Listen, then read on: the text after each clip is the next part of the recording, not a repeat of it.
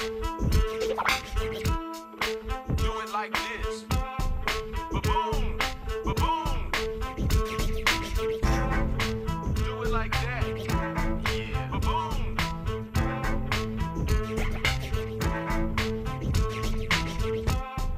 Ba-boom, ba-boom. Do it like that. Yeah. Ba-boom. Do it like this.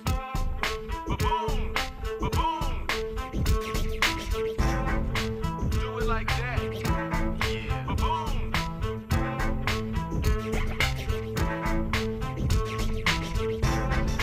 Do it like this. Ba-boom, ba-boom. Yeah. Yeah.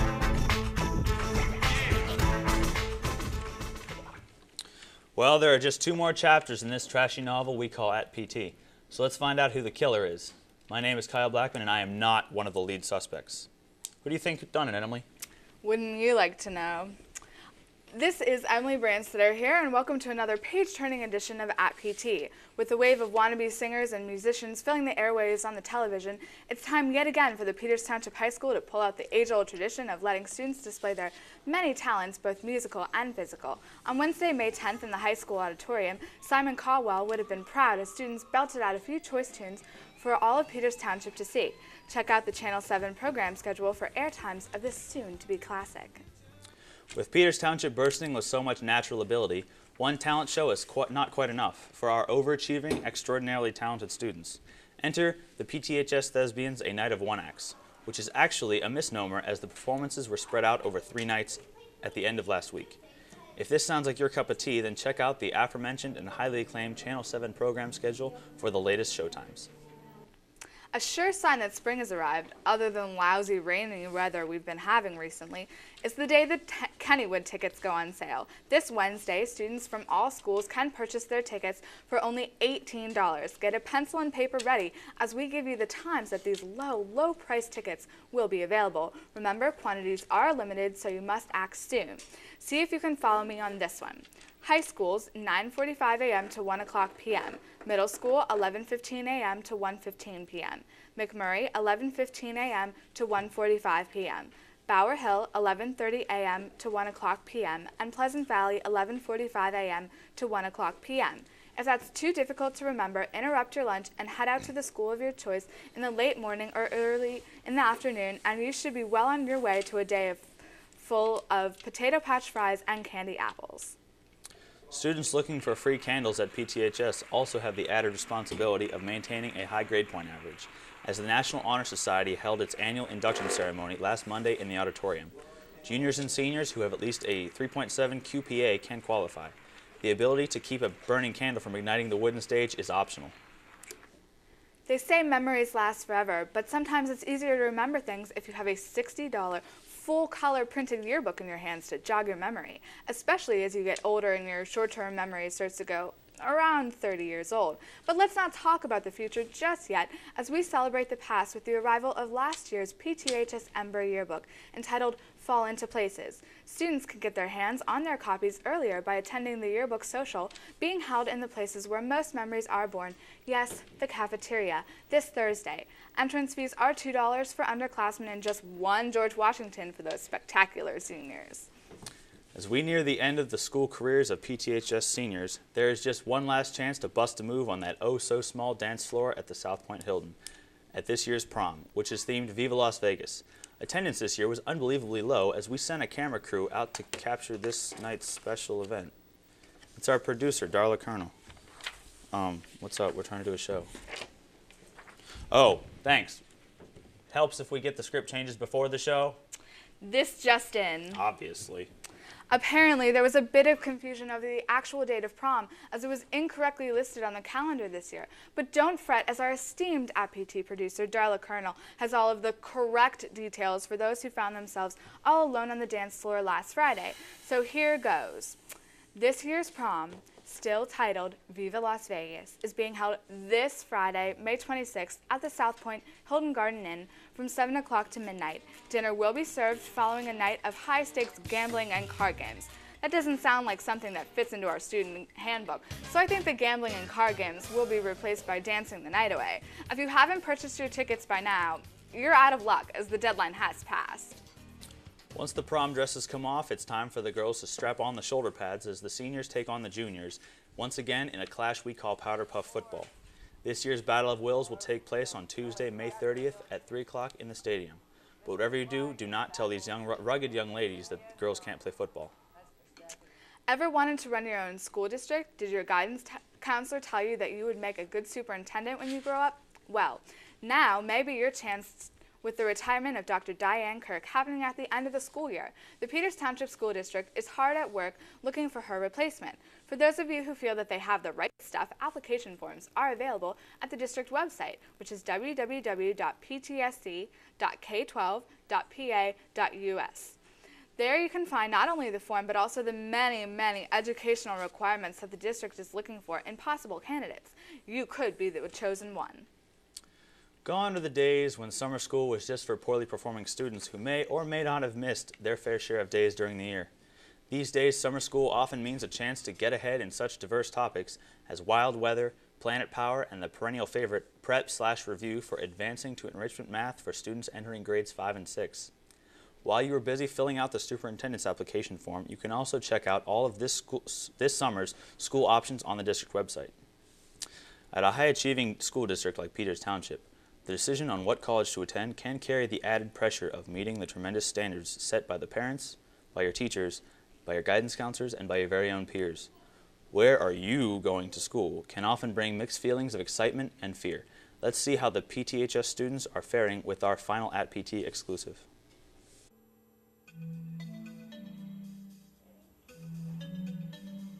Ohio State or Indiana University? Purdue University. Ohio University, Miami of Ohio. Pennsylvania State University. UVA, Northwestern, and UNC. Marietta College. I really want to go somewhere in Florida. The West Virginia University or John Carroll University. Duquesne University. Point Park University. North Georgia Military College. Grove City or University of Pennsylvania. Winthrop University. Ohio University. Duquesne. UNCW. Adrian College. Robert Morris. Carnegie Mellon University. Westminster College. Philadelphia University. Northwestern University. Pitt Johnstown. California University of Pennsylvania. Ohio University. University of Miami in Ohio. Temple University. Penn State, Maine. Loyola University of Chicago. Syracuse University. University of Dayton. No, I'm going to the military. West Virginia. Penn State University Park. Point Park University. Michigan. I feel like I need the big college atmosphere. Because it has the best meteorology school in the nation. I'm looking at more of a bigger school, but still has the hometown feel. Because they have a really sweet football team. It's kind of the right environment, and I just felt like it'd be a good place for me to fit in. I really like the weather, and I like the whole beach scene. Because they have good football teams. My mom really liked it. I feel like it's a good school and it gives me a good chance to get a job after I graduate from there. I got a lot of friends in the military, so that really influenced my decision. Because of the engineering program and the beach. When I went to visit it, it felt like home. Because they have a really good jazz band. Because my sister went there. I like their study abroad program. It's pretty well known for its engineering department. They have a really good education and music program. It's on the lake, and it's pretty. They have a really good athletic training program. Because I didn't feel like looking at any other colleges. Because it has a really gorgeous campus, and it has a really good musical theater program. The nightlife is great. Because there's a lot of weird people there. Because it's close to home. I like their football team. Just to make sure that I know when you go to college to study hard. It doesn't matter what college you go to. They want a college that has a good history and has a good reputation. I think that I'm going to get a really fresh start in college. Come for myself. I just want to kind of push myself to continue what I've been doing in high school. I didn't want to go to any schools that my friends were because, I don't know, that's kind of weird. I do, whatever I think is best for myself. I want them to be proud of me. Not a party school and good academic school and school that I fit into. Well, they expected me to challenge myself. Everyone basically has their own choices, and everyone's different, so it doesn't really matter to anybody where you go. No, even though my sister is a nerd, I still don't feel like I have to live up to her. I do sometimes, but I'm a more conscientious student. I don't have any older siblings, so I don't have to set the bar. I'm setting the bar basically when it comes to colleges. My parents, they both went to pretty good colleges, so you kind of want to follow in their footsteps. No, my older sister is like a 4.0 student. I don't care. Yeah, a little bit. My sister did well. in high school, and it's now in college and doing pretty well. So. No, I don't feel like I have to do that because I'm pretty much different from all my brothers and sisters and my parents. Similar, but I don't need to live up to their expectations, so no. My siblings are younger than me, so they're going to be living up to my expectations. I think that the school expects you to get into an above average school just because you're from Peters Township. I think people expect a little bit more out of because we're from Peters Township, but not that much more because there are other schools around us that are pretty prestigious. We have a really high expectation for our students, so I'm planning not to disappoint them. People obviously know Peters Township is a pretty good educational school, so they're obviously going to expect a little more out of you just because you got a good education in high school. One of the better schools in the area, so we should be doing well. Yes, Peters pushes to go to college, four-year college. Well, I think Peters is known in the state as a successful school, and we turn out a lot of successful people, so I want to be successful. You have such a good education here, you kind of want to choose a good school to go to.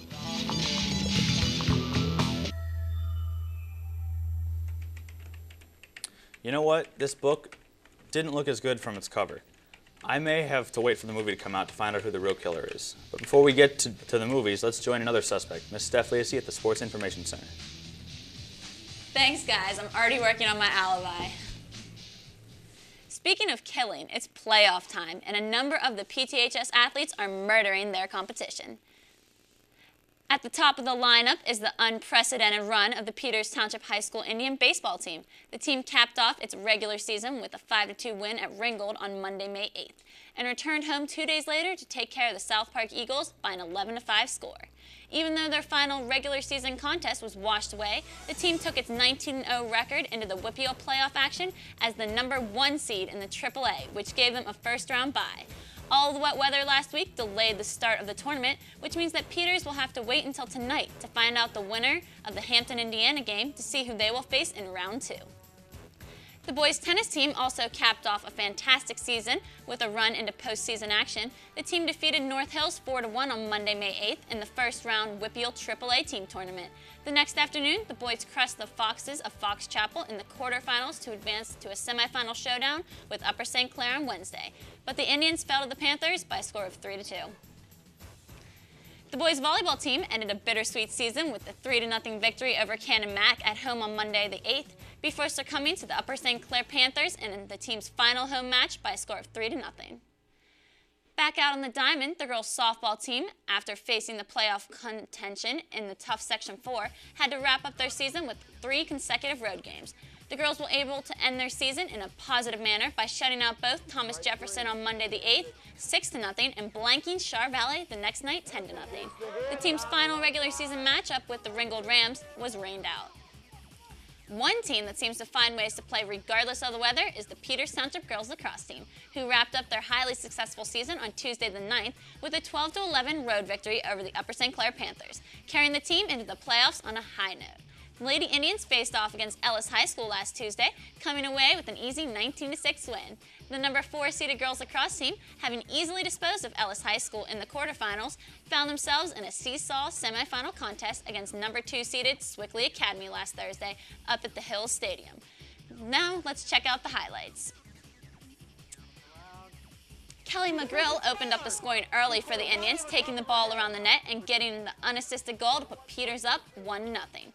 After Swickley scored 2 to go on the top, Paige McMiniman took it most of the way herself before tossing it over to Amanda Phillips with just 1:28 left in the first half to knot it up at 2 apiece. With Peters now down 5-3, Kelly McGrill came down the left side before tossing it into the right corner of the net to help Peters inch a little bit closer. Then, with just 3:33 left in regulation, Paige McMiniman buries it in the back of the net to tie it at 5 and throw this game into overtime. And then it was time for Kelly McGrill to be the hero, as she makes a move around the goal with just under a minute to go in the first overtime to lift the girls to a 6-5 victory and send the Peters Township girls lacrosse team to the WPIAL finals against their most hated rival, the #1 seeded Mount Lebanon Blue Devils. That contest will be held this Thursday at 7 p.m. at North Hills Martirelli Stadium. The boys lacrosse team ended an up-and-down season with 2 up-and-down games. The boys took down the Trinity Hillers on Tuesday, May 9th by a score of 14-6. Then on the weekend, the boys fell to North Allegheny at home in an ugly 13-3 loss. Like the girls, another team that found itself pitted against Swickley Academy this past week was the boys lacrosse team. It was senior rec night out at the stadium as the boys wrapped up their regular season last Wednesday. Nate Benya opened up the scoring with the first of his 2 goals on the night and his 25th of the season to put Peters Township up with 10:25 to go in the first. Then, quickly after, Spencer Smith skips the first of his 3 past the goalie to put PT up 2-0, and the Indians were off and running with 4:04 left in the first half.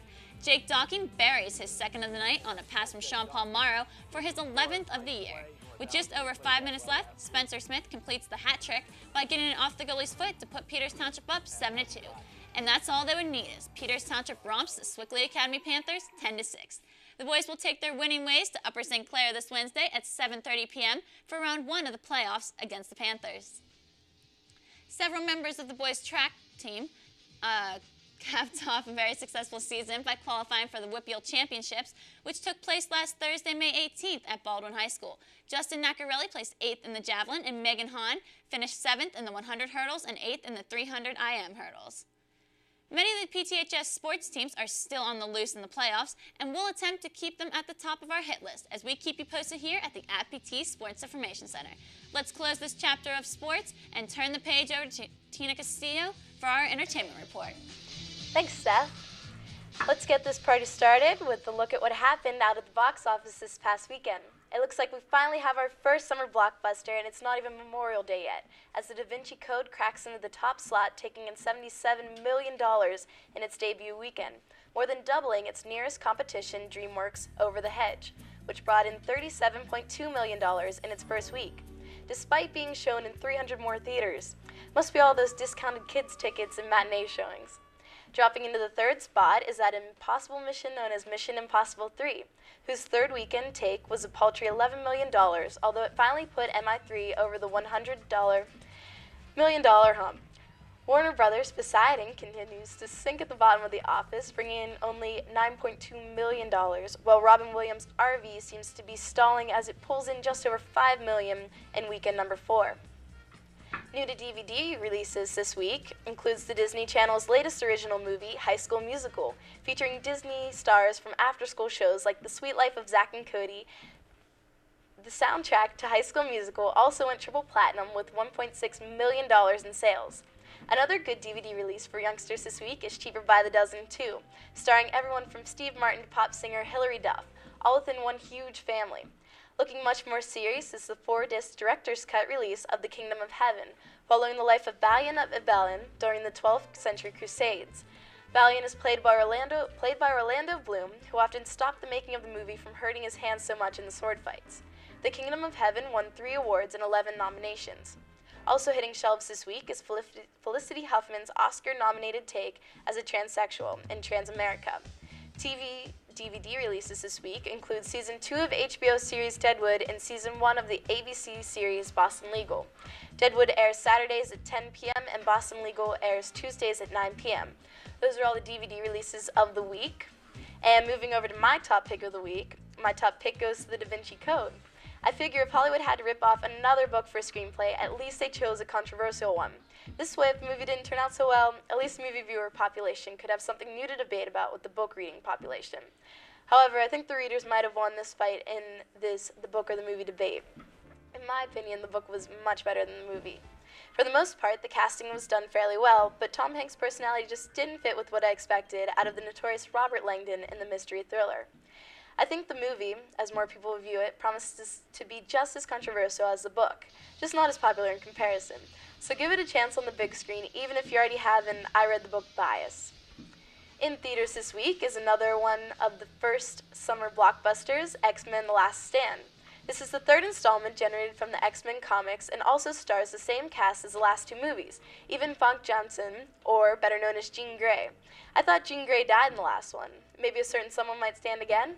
I believe the antithesis of a summer blockbuster would have to be An Inconvenient Truth, which happens to be a documentary following Al Gore's campaign to make the issue of global warming a recognized problem worldwide. Although he never made it as a president, Al Gore is now an actor. Maybe he's trying to follow in the footsteps of Ronald Reagan and boost his election votes through acting. Lastly, coming out in theaters this week is Fauna, the love story of a terrorist and a Kashmiri girl. However, Fauna was not filmed in Kashmir because Kajol refused to shoot in the valleys of Jammu and Kashmir, fearing terrorist attacks himself. The movie was then shot in Poland, so don't be fooled by the fake landscape. Those are all the movies coming out in theaters this week and the end of the entertainment section here at PT, so keep watching us because we'll be watching you.